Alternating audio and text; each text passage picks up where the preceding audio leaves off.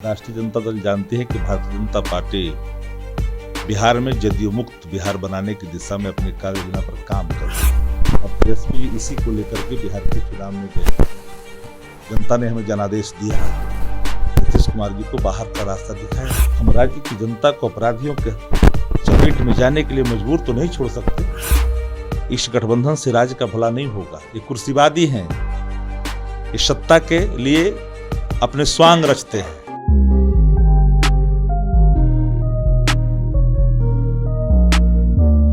नमस्कार, स्वागत है आपका भारत लाइव में। मैं हूं आपके साथ विशाल यादव। अरुणाचल प्रदेश में जो कुछ भी मामला सामने आया है, जदयू विधायक को तोड़ करके बीजेपी में लेके जाना, उसके बाद से कहीं ना कहीं बिहार की राजनीति भी गर्माती जा रही है। वहीं अब जदयू पर चुप्पी साधी हुई है लालू प्रसाद यादव की पार्टी राजद। इसको लेकर के तमाम खबरें आ रही है सामने, और इसी को मसले पर बात करने के लिए हमारे साथ मौजूद हैं राजद के प्रवक्ता शक्ति सिंह यादव। सर, ये बताइए कि क्या ये जो खबर है कि अभी चुप रहने के लिए कहा गया है नीतीश कुमार के को लेकर के आप लोगों को, ऐसा कुछ? राष्ट्रीय जनता दल निरंतर अपनी बातों को रख रही है। जनता दल यू पर जिस तरह के हमले भारतीय जनता पार्टी के द्वारा हुआ और उनके विधायकों को अपने पाले में भारतीय जनता पार्टी ने अरुणाचल में किया, जो प्रतिक्रियाएं आंशिक रूप से जनता दल यू ने दिया है, क्षोभ जो प्रकट की है, तो उनका अंतर विरोध का मामला उनका स्वयं का है। राष्ट्रीय जनता दल जानती है कि भारतीय जनता पार्टी बिहार में जदयू मुक्त बिहार बनाने की दिशा में अपनी कार्य योजना पर काम कर रही है। प्रतिपक्ष होने के नाते मेरा दायित्व है कि जिन लोगों ने समाजवाद, लोहिया जननायक कर्पूरी ठाकुर के सिद्धांतों को आत्मसात करके राजनीति की है, उन्हें अपने इतिहास के पन्नों में किस रूप में दर्शाना है। एक कुर्सीवादी चेहरे के रूप में, एक सुखभोगी चेहरे के रूप में, एक अतिवादिता सहन करने की अंतिम जो हो सकता है वहाँ तक जाने, गुलामी सहन करने के लिए, तो आपको तय करना है, नीतीश कुमार जी को तय करना है। राष्ट्रीय जनता दल जानती है कि बिहार में हमारा जो वचन पत्र था चुनाव में, वो था 10 लाख लोगों को नौकरी, युवाओं को रोजगार, सिंचाई, पढ़ाई, दवाई, कमाई, सुनवाई और करवाई, सामान्य वेतन शिक्षकों का, जो नियोजित शिक्षक थे सामान्य काम के समान वेतन थे, आंगनबाड़ी थे, आशा थी, ममता थी, जीविका बहनें थी, सबके उन्नयन, सबके अधिकार की बात हमारे वचन पत्रों में था। और तेजस्वी जी इसी को लेकर के बिहार के चुनाव में गए। जनता ने हमें जनादेश दिया, नीतीश कुमार जी को बाहर का रास्ता दिखाया, पर जो चुनाव आयोग ने फैसले सुनाया, तकनीकी रूप से आंकड़े उनके अधीन हो गए, तो सत्ता पर जब काबिज हो गए तो जितनी उन्हें जिल्लत का सामना करना पड़ रहा है, तो हम सशक्त विपक्ष अपनी बातों को तो रखेंगे। नीतीश कुमार जी का नेतृत्व राष्ट्रीय जनता दल को स्वीकार नहीं है, और हमने लगातार इन बातों को कहा है। नीतीश जी पर चुप्पी का सवाल कहाँ खड़ा होता है। बिहार में भ्रष्टाचार और अपराध जब चरम सीमा पर होकर करके जिस तरह से गर्जन कर रहा है, शासन निरंकुश हो चुका है, तंत्र घुटने टेक चुका है, तो इन परिस्थितियों में एक प्रतिपक्ष होने के हैसियत से हम तो आपको आईना दिखाएंगे। हम राज्य की जनता को अपराधियों के चपेट में जाने के लिए मजबूर तो नहीं छोड़ सकते, तो हम चुप नहीं हैं, अपनी बातों को बिल्कुल प्रमुखता के साथ रख रहे हैं। पर नीतीश कुमार आज जिस रूप में गुलामी स्वीकार की, उन्हें मुबारक हो। आपकी तरफ से ऑफर भी दिया गया कि आप आइए हमारे साथ, प्रधानमंत्री बनिए, तेजस्वी यादव को मुख्यमंत्री बनाइए। देखिए, ये बयान उदय नारायण चौधरी जी का है। उदय नारायण चौधरी जी नीतीश जी के साथ रहे हैं, स्पीकर रहे हैं। नीतीश जी ने उनसे क्या बात की, उस आलोक में उन्होंने अपनी अभिव्यक्ति व्यक्त की है।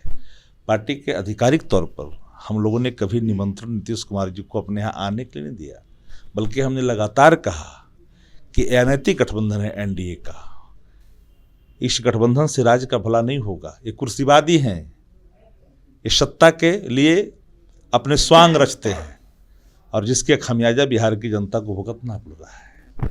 एक और बड़ा सवाल जो कि बिहार की राजनीति में दिनों तैर रहा है कि श्याम रजक का वो बयान जिसमें कि कहते हैं कि 17 विधायक हमारे संपर्क में हैं जदयू के। वो भी देखिए, जो हालात बिहार की उत्पन्न हुई है एनडीए के अंदर में, और जनता दल यू के जो विधायक हैं तो अपने आशियाने खोजने के लिए इधर उधर की बात, जो लोग बहुत नज़दीक में रहे हैं, सानिध्य में रहे हैं, उनसे संपर्क स्थापित उन लोगों ने किया होगा। हम लोगों ने स्पष्ट तौर पर कहा कि जो लोग, हम किसी को तोड़ने में विश्वास नहीं रखते हैं, खरीद और बिक्री का तोल मोल भारतीय जनता पार्टी करती है। आप जानते हैं कि आप सीधे गुजरात में ले लीजिए, मध्य प्रदेश में ले लीजिए, राजस्थान में ले लीजिए, तो उनका विषय है खरीद फरोख्त का। अरुणाचल अपने साथियों को नहीं छोड़ा जी। भारतीय जनता पार्टी इस देश में गैंग के रूप में काम कर रही है, जो गिने चुने उद्योगपतियों के सशक्तिकरण में अपनी पूरी ऊर्जा लगा रही है। ये अडवाणी जी वाला और अटल बिहारी वाजपेयी जी की भारतीय जनता पार्टी नहीं है, ये नरेंद्र मोदी जी की भारतीय जनता पार्टी, जहाँ कार्यवाही 2, 4, 10 कितने लोग हैं, गिन तो लीजिए, उंगलियों पर गिने हुए लोग, 8.5 लाख हजार करोड़ जिन पर कर्ज दिए गए। स्थिति क्या है विकास का देश का? न किसान सुरक्षित है, न मजदूर सुरक्षित है, न युवा है, न रोजगार है, महंगाई चरम सीमा पर है, निजीकरण हो रहा है क्षेत्रों का, रेलवे का निजीकरण, हवाई अड्डों का निजीकरण, हवाई एयरलाइंस का निजीकरण, इंडियन ऑयल कॉर्पोरेशन का निजीकरण, BSNL चरमरा गई, इनके कर्मचारियों को जबरन वॉलंटरी रिटायरमेंट कराए जा रहे हैं। तो जिस तरह से बढ़ रहा है हालात और आपका देश का विकास दर रसातल में जा रहा है, तो किस चीज़ के लिए देश में सत्ता आई थी? तो खुद एक गैंग है जो मुट्ठी भर लोगों के सशक्तिकरण के लिए पूरी देश की विकास को तिलांजलि दे रही है, युवाओं के भविष्य को तिलांजलि दे रही है। महंगाई में जीने पर सब लोग विवश हैं, कोई धर्म, कोई जाति, कोई मजहब के लोग हों। किस तरह से बदस्तूर जारी है महंगाई, डीजल पेट्रोल से लेकर करके खाद्य की वस्तुएं, और किसानों को न्यूनतम समर्थन मूल्य भी नहीं मिल रहा है, बाजार भी नहीं है। तो राष्ट्रीय जनता दल नीतीश कुमार के उन हर भ्रष्टाचारियों नीति का मुखालफत करते रहेगी। हम एक विपक्ष हैं और विपक्ष होने के नाते हमारा दायित्व है, लोकतंत्र में, संसदीय लोकतंत्र में सरकार का अंग माना जाता विपक्ष, और हम सशक्त विपक्ष होने के नाते हम तो आपको दर्पण दिखाएंगे, अब मिर्ची लगे या कड़वी लगे।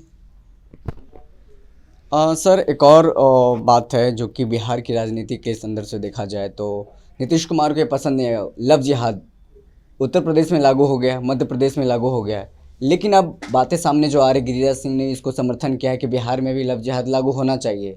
अब विपक्ष में है, क्या नीतीश कुमार मान जाएंगे लव जिहाद बिहार में लागू करने के लिए? क्योंकि केसी त्यागी ने स्टैंड क्लियर कर दिया था, क्या प्रेशर बनाया जाएगा उसको लेकर के? देखिए, नीतीश कुमार कुछ भी कर सकते हैं। 370 पर क्या रहा स्टैंड इनका, 3 तलाक पर क्या रहा इनका स्टैंड। एक कुर्सी के लिए कोई भी समझौता कर सकते हैं। लव जिहाद कोई विषय इनके लिए नहीं, इनके विषय कुर्सी है। इनकी कुर्सी महफूज हो, सुरक्षित रहे तो लव जिहाद भी मान जाएंगे। जो धार्मिक उन्माद से जो समाज में जो खाई पैदा होगी, जो एक हमारा कहीं ना कहीं दूरियां बनेगी, तो इन दूरियों को उससे लेना देना उनको नहीं है। समाज कहीं जाए, धार्मिक वातावरण कैसे कायम हो सब धर्मों का, इससे इनको मतलब नहीं है। लव जिहाद करें, अगर इनकी कुर्सी सुरक्षित रहे तो लव जिहाद भी मान जाएंगे। 3 तलाक माने तो नहीं माने, माने कि नहीं माने, 370 माने ना, ये सब मान गए। तो ये कौन सी बड़ी बात है कि नहीं मानेंगे? ये मान सकते हैं, ये स्वांग रच रहे हैं, दबाव की राजनीति कर रहे हैं, लेकिन इनके अगर मुद्दे हल हो जाएं तो वो भी मान जाएंगे। जी, बहुत बहुत धन्यवाद आपका।